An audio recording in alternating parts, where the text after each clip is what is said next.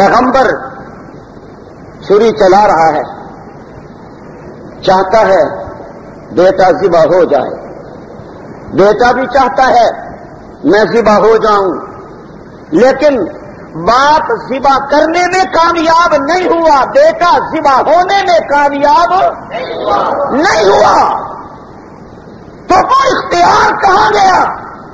اور تم تو کہتے تھے ولی کے پاس سارا اختیار ہوتا ہے، وہ جو چاہے کرے، غوث قطب ابدال کے پاس سارا اختیار ہوتا ہے، تو یہاں تو دو نبی ہیں، ان کے پاس اختیار کیوں نہیں؟ معلوم ہوا کہ فعال لما یرید صرف اللہ کی ذات ہے،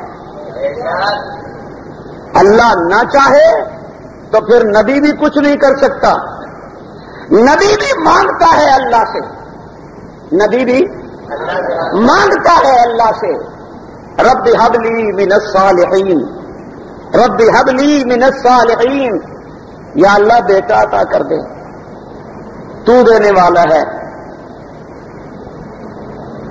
نبی کو بیٹا اللہ دیتا ہے، نبی کو اولاد اللہ دیتا ہے، نبی کی فریاد اللہ سنتا ہے، نبی کی مشکلات اللہ دور کرتا ہے، تو ہماری مشکلات وہ دور نہیں کر سکتا؟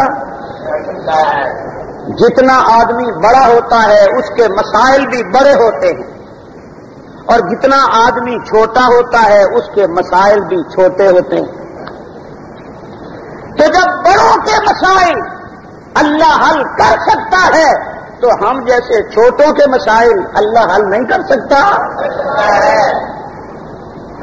نبی یہ درس دے رہے ہیں،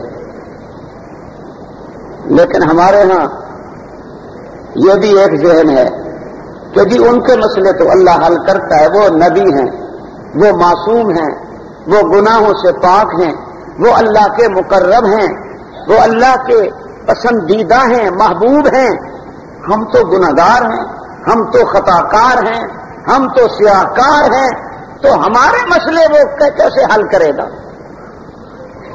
ہماری تو دعائیں وہ رد کر دے گا، ہم گناہگار جو ٹھہرے، ہم سیاہ کار اور خطا کار جو ٹھہرے، ہماری دعائیں تو وہ رد کر دے گا۔ میرے دوستو، یہ ہمارا اپنا خیال ہے، یہ خیال قرآن پاک سے مطابقت نہیں رکھتا۔ اللہ رب العزت تو قرآن پاک میں اپنے گنہگار بندوں کو زیادہ پکار کے کہتا ہے، کیوں پریشان ہو، کیوں پریشان ہو، آؤ میرے دروازے پر۔ قل یا عبادی الذین اسرفوا علی انفسہم، اللہ اپنے بندوں میں سے ان سے کہتا ہے، خاص طور پر ان بندوں سے کہتا ہے جو گناہوں میں لتڑے ہوئے ہیں، جنہوں نے اپنے سروں پر گناہوں کا بوجھ لاد رکھا ہے، جو پاؤں کے ناخن سے لے کے سر کی چوٹی تک گناہوں کے دلدل میں ڈوبے پھنسے ہوئے ہیں۔ اللہ ان سے کہتا ہے، یا عبادی الذین اسرفوا علی انفسہم، اللہ کہتا ہے میرے وہ بندو جنہوں نے گناہ کر کر کے اپنے آپ پر ظلم کی انتہا کر لی ہے۔ یہ گناہگاروں کو اللہ پکار رہا ہے۔ آپ کہتے ہیں گناہگاروں کی کیسے سنے گا؟ وہ تو نبیوں کی سنتا ہے، وہ تو ولیوں کی سنتا ہے، وہ تو اپنے پیاروں کی سنتا ہے، ہماری کون سنے گا؟ اللہ کہتا ہے لا تقنطوا من رحمت اللہ، گناہگاروں سے کہتا ہے، خطا کاروں سے کہتا ہے، سیاہ کاروں سے کہتا ہے، لا تقنطوا من رحمت اللہ، گناہگاروں میری رحمت سے مایوس کیوں ہوتے ہو؟ میری رحمت سے نا امید کیوں ہوتے ہو؟ مت ہو نا امید میری رحمت سے، انہ یغفر الذنوب جمیعا، میں تمہارے سب کے گناہوں کو معاف کر دوں گا۔ یہ بات اللہ نے نبیوں سے نہیں کہی، وہ تو ہیں ہی معصوم، وہ تو ہیں ہی گناہوں سے پاک۔ یہ بات کہ میں تمہارے سب کے گناہ معاف کر دوں گا، میری رحمت سے نا امید نہ ہو. یہ بات اللہ نے نبیوں سے نہیں کہی، ولیوں سے نہیں کہی، غوثوں کتبوں ابدالوں سے نہیں کہی، گناہگاروں سے کہی ہے.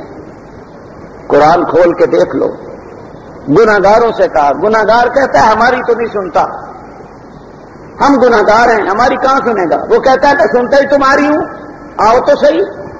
وہ پکارتا بھی گناہگاروں کو ہے.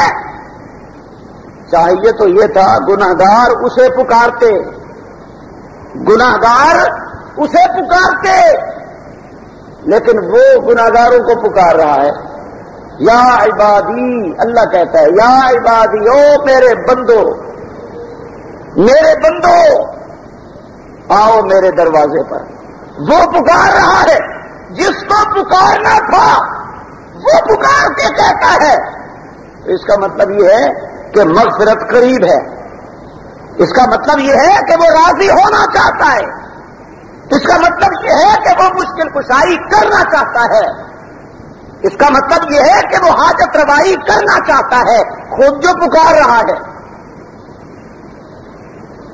ایک علاقے کا افسر کسی بندے سے کہے کہ ادھر آ میرے پاس آ جا، کیوں پریشان ہے، آ جا میرے دفتر میں آ، میں اس وقت صبح 9 سے 5 بجے تک ملتا ہوں، میرے پاس آ، کیا مسئلہ ہے تیرا، میں حل کرتا ہوں.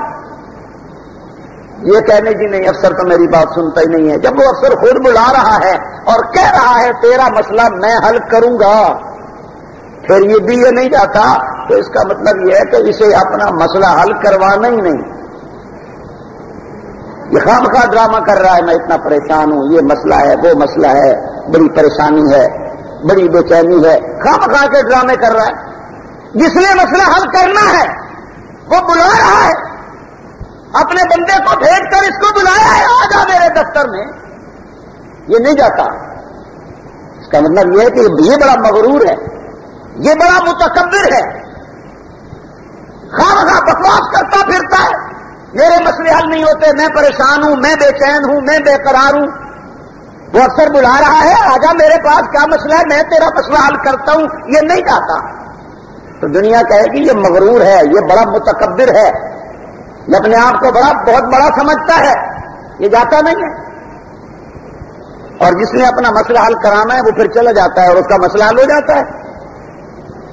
تو یہ افسر، دنیا کے حاکم، دنیا کے بادشاہ، یہ کیا بیچتے ہیں اس بادشاہوں کے بادشاہ کے سامنے. یا سالک عبادی انی فانی قریب، میرے محبوب، میرے بندے جب تجھ سے میرے بارے میں پوچھیں، میرا ایڈریس پوچھیں، اللہ میاں سے ملنا ہے، کہاں پا سکتے ہیں، کہاں ملے گا، تو ان کو بتا دیجئے انی قریب، میں دور نہیں ہوں، قریب ہوں، جانا نہیں پڑے گا کہیں.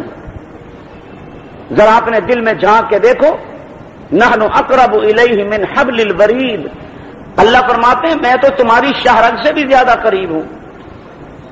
اور پھر بندہ کہے کہ نہیں جی نہیں، وہ تو نہیں سنتا، وہ کہہ رہا ہے میں سنتا ہوں، آؤ میرے دربار میں تمہاری پریشانی دور کرتا ہوں، یہ کہتے ہیں نہیں نہیں وہ نہیں سنتا. تو یہ پاگل ہے یا نہیں ہے، یہ بے وقوف ہے نہیں ہے، احمق ہے کہ نہیں ہے. وہ کہہ رہا ہے آ جا میرے پاس، لا تقنطوا من رحمت اللہ، یہ کہتا ہے نہیں میں نہیں جاتا ادھر، وہ میری نہیں سنتا. تو اللہ میاں جھوٹ بول رہا ہے. وہ جو کہہ رہا ہے میں سنتا ہوں آ جا، یہ کہتا ہے نہیں وہ نہیں سنتا. تو یہ سچا ہے یا اللہ کی ذات سچی ہے؟ یہ جھوٹ بولتا ہے وہ نہیں سنتا، وہ بہرا ہے. قرآن میں کہا اس نے میں سنتا ہوں، اجیب دعوت الداعی اذا دعان، جب کوئی پکارنے والا مجھے پکارتا ہے میں جواب دیتا ہوں. اجیب، میں جواب دیتا ہوں، میں قبول کرتا ہوں. جب کوئی پکارنے والا مجھے پکارتا ہے، یہ کہتا ہے میں گناہگار ہوں، میں کیسے جاؤں؟ تو جب وہ گناہگار ہی کو بلا رہا ہے تو پھر کسی نیکوکار کو جانا ہے. بلایا جائے مجھے، میں آپ کو بھیجوں، آپ کو بلایا جائے میں چلا جاؤں، کیوں؟ جس کو بلایا ہے وہی جائے گا نا. وہ کہتا ہے میں گناہگاروں کو بلا رہا ہوں، اور گناہگار کہتا ہے نہیں میری تو نہیں سنتا، نبی کو جانا چاہیے، وہاں ولی کو جانا چاہیے، غوث کو جانا چاہیے، کتب کو ابدال کو جانا چاہیے، میں کیوں جاؤں، میں تو گناہگار ہوں۔ اور وہ کہتا ہے میں نے تجھے بلایا ہے، تجھے تو آ جا۔ یہ کہتا ہے نہیں میں تو ادھر نہیں جاتا، میں تو ادھر جاؤں گا بابا کے پاس، وہاں جاؤں گا۔ اور بابا کی طرف سے جواب ہی کوئی نہیں ملتا۔ قبر پہ جا کر کھڑے ہو کے کہو بابا میری اولاد نہیں ہے، تو مجھے اولاد دے دے، کوئی جواب آتا ہے؟ آپ کہیں گے جواب تو ادھر سے بھی نہیں آتا۔ اللہ سے مانگیں تو جواب تو اللہ کی طرف سے بھی نہیں سنائی دیتا نا، قبر سے بھی سنائی نہیں دیتا، اللہ کی طرف سے بھی سنائی نہیں دیتا۔ لیکن اللہ کی طرف سے جواب ہمیں سنائی دے یا نہ دے، اس نے قرآن میں کہہ دیا ہے نا اجیب، میں جواب دیتا ہوں، کہہ دیا ہے نا، تو پھر ہمیں اس جواب پر بھروسہ ہونا چاہیے کہ نہیں؟ ہونا چاہیے نا۔ مسلمان قرآن پر بھروسہ کرتا ہے نہیں کرتا؟ جو قرآن پہ بھروسہ نہیں کرتے، قرآن کو نہیں مانتے، ان کی تو بات ہی الگ ہے۔ جو مانتے ہیں قرآن کو انہیں قرآن پر بھروسہ کرنا چاہیے یا نہیں؟ اللہ قرآن میں کہہ رہا ہے میں جواب دیتا ہوں۔ اور قبر والے کے بارے میں قرآن نے کہہ دیا کہ تم جن کو پکارتے ہو ان کو تو پتہ ہی نہیں ہے کہ تم انہیں پکار بھی رہے ہو کہ نہیں، وَهُمْ عَنْ دُعَائِهِمْ غَافِلُونَ، تمہاری پکار کا انہیں پتہ ہی نہیں ہے۔ جن کو تمہارے پکارنے کا پتہ ہی نہیں، وہاں ڈیرے جمائے بیٹھے ہو اور جو اعلان کر رہا ہے اجیب ہو، میں جواب دیتا ہوں، قبول کرتا ہوں، وہاں نہیں آتے اور کہتے ہو ہم گناہگار ہیں۔ اللہ کہتا ہے مجھے کام ہی گناہگاروں سے ہے۔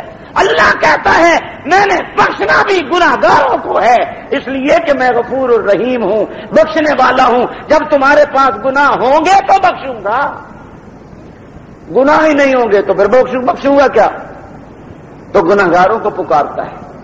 اس لیے ابراہیم علیہ السلام کی یادگار کے طور پر قربانی کرنے والے مسلمان بھائیوں، ابراہیم علیہ السلام کی طرح عقیدہ بھی مضبوط بناؤ کہ جو کچھ ہوتا ہے اللہ سے ہوتا ہے۔